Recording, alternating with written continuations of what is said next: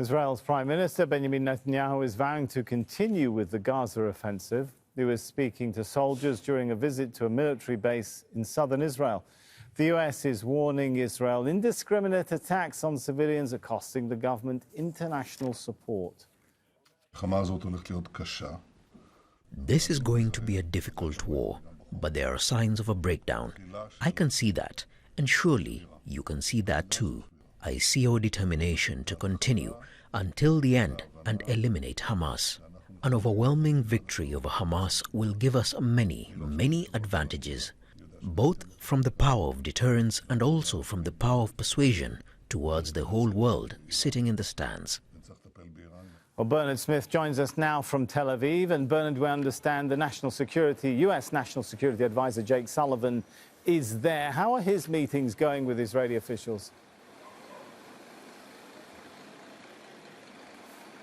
Well, he's bringing a message, he's carrying a message from Joe Biden, from the US President. Biden has weathered intense international criticism for his pretty much unwavering support of Israel's prosecution of its war against Hamas, and he's reiterated his support very recently. He says US will continue to support Israel until Hamas is routed, but Biden has warned that public opinion could shift in grave ways for Israel's security, and that's the message Jake Sullivan's bringing here. He's meeting very shortly with Israel's war cabinet. That's Benjamin Netanyahu, along with Yoav Gallant, the defense minister, and Benny Gantz, and he says he'll be discussing there a timetable to end the war, and he says he'll be urging Israel's leaders to move to a different phase from the kind of high-intensity operations we've seen today. We know already America's begun expressing concern about the high number of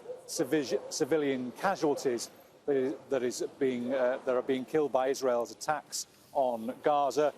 The US also wants to see more aid getting in, and there are indications that one of the crossings into Gaza that's been closed since October 7th, the crossing that allows in goods and piped oil, piped fuel, that sort of thing, that Israel has indicated it might be willing to reopen that. The problem is, Jake Sullivan bringing this message from the US, we know already that Benjamin Netanyahu says, and Israel's foreign minister said, we don't need international support, and both say we will carry on prosecuting this war. And Bernard, what are we hearing about a split within the war cabinet over the issue of sending mediators or negotiators back to Qatar? Well, more information has been coming out today about why the head of Mossad has been prevented from travelling to Qatar to look at new ways of opening further channels of communication with Hamas. And we understand that the war cabinet is in agreement, unanimous agreement, that they believe that Hamas's leadership in Gaza has lost contact with the Hamas leadership in Qatar. So they don't believe that by being in Qatar, there's no way of finding out what Hamas in Gaza is prepared to do in terms of negotiations. The differences in the war cabinet come on how to move forward. Both the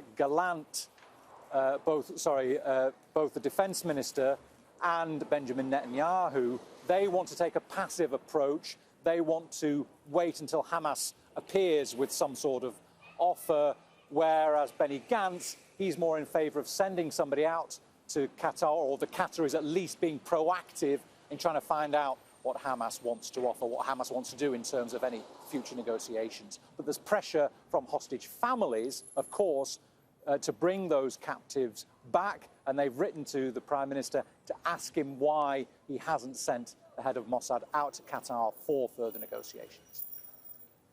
All right, we'll leave it there. Thanks so much, Bernard Smith.